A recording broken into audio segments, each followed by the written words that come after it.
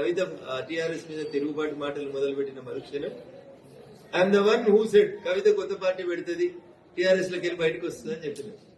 చాలా మంది ఆ రోజు రఘునందన్ ఏమైనా జ్యోతిష్ అని చెప్తుండా, రఘునందన్ రావుతో ఏమైనా కవిత కాంటాక్ట్లు ఉందా అని అడిగింది. రాజకీయాల మీద అవగాహన ఉన్న వాళ్ళకి ఎవరికైనా అర్థమవుతుంది.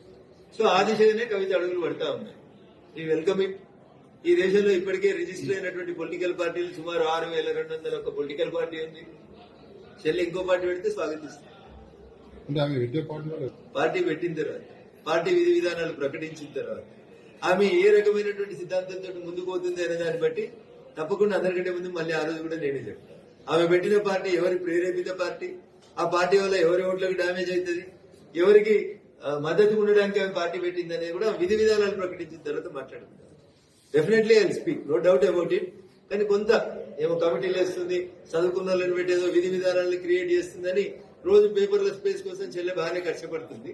But any letter welcome, we welcome the party, నాణ్యని పార్టీ స్వాగతిస్తాం. విధి విధానాలు ప్రకటించిన తర్వాత వారి గురించి, వారి పార్టీ గురించి తప్పకుండా భారతీయ జనతా పార్టీ మేము స్వాగతిస్తాం.